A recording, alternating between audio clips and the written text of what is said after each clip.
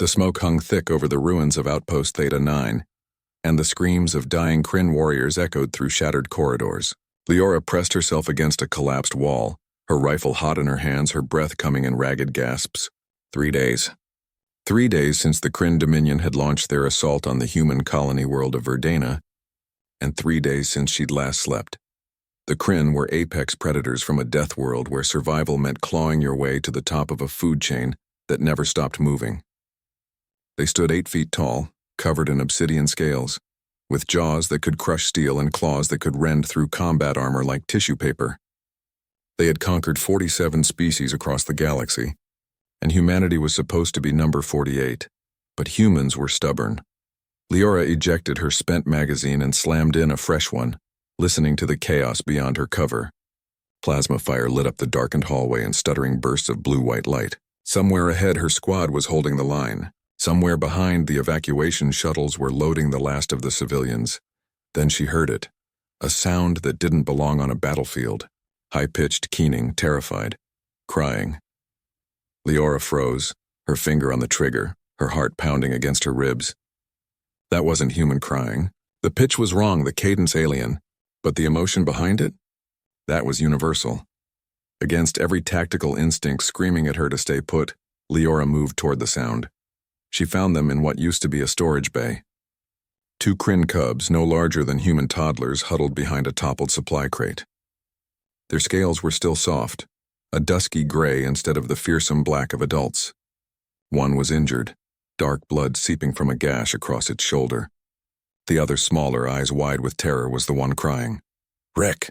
the injured one wheezed, trying to pull the smaller cub closer with a trembling claw. "Wreck, quiet. They'll hear us," but Wreck couldn't stop. The sobs came in waves, a child's fear too overwhelming to contain. Leora's rifle swung toward them on instinct, and both cubs went rigid.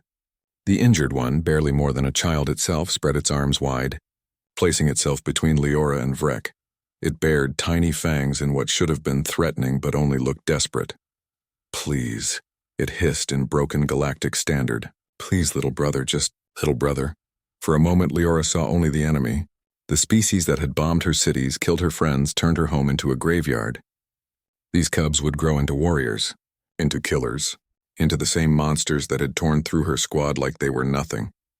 Then Vrek sobbed again, and Leora saw something else. She saw children. Terrified, abandoned, lost in the middle of a war they didn't start. Slowly, Leora lowered her rifle.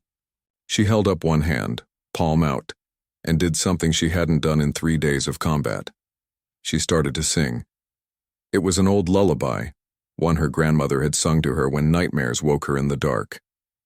The words were soft, melodic, rising and falling in gentle waves. She didn't know if the cubs could understand the language. She didn't need them to. Vrek's sobbing hitched, stuttered. The cubs' huge eyes fixed on Leora. Confusion replacing terror, Leora kept singing, her voice steady despite the chaos raging in the corridors beyond. She took a slow step forward, then another, never breaking eye contact with the injured cub. When she was close enough, she knelt down, making herself smaller, less threatening. The injured cub's defensive posture wavered. Its arms lowered slightly. Leora reached into her medical pouch and pulled out a field dressing. Still singing, she gestured to the wound. The cub hesitated, then slowly, carefully extended its injured shoulder. As Leora worked, applying the bandage with practiced efficiency, Rek's crying faded to hiccuping whimpers. The smaller cub edged closer, drawn by the strange, soothing sounds coming from this human's throat. Behind them, the sounds of battle intensified. Plasma fire, explosions, screaming in both human and Krin languages. But in this small pocket of the storage bay, there was only Leora's voice, soft and clear. She finished bandaging the wound and sat back on her heels. Vrek, emboldened, reached out with one small claw and touched Leora's hand. The gesture was tentative, questioning. Leora smiled, a real smile the first in days, and gently squeezed the tiny claw. "Captain!" The shout came from the doorway. Sergeant Chen stood there, weapon raised, his eyes wide with shock. Behind him, 3 more soldiers appeared, their rifles all trained on the cubs. "Captain Leora, step away from the hostiles," Chen commanded. Leora stood slowly, placing herself between her squad and the cubs. She held up one hand, her voice firm. "Stand down, Sergeant." "Ma'am, those are children," Leora interrupted. Her voice carried the weight of command, the authority of someone who had led soldiers through hell and back. "They're injured, abandoned, and terrified. We're taking them with us," Chen's jaw tightened. "The shuttles are almost full. We can. Leora's eyes were hard as steel. "We will, because that's what separates us from them.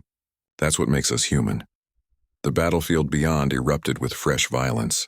The walls shook. Dust rained from the ceiling. Leora turned back to the cubs. Freck was clinging to the older one, both of them trembling. She extended her hand. "Come on," she said softly. "Let's get you somewhere safe." The injured cub looked at her hand for a long moment. Then, slowly, it reached out and took it. As Leora led the two Krin cubs through the war-torn corridors toward the evacuation zone, her squad falling into protective formation around them, Freck's small claw found her other hand. The little cub looked up at her, eyes still wet with tears, and made a sound. Not quite a word, more like a question. Leora squeezed gently and started singing again. Behind them, the battle raged on.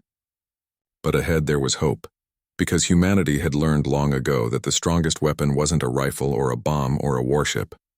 It was the choice to show mercy when mercy was hardest to give. It was the voice that could quiet a battlefield, not through force, but through compassion. And in that moment, two predator cubs learned what the rest of the galaxy would soon discover. Humans were not prey to be hunted.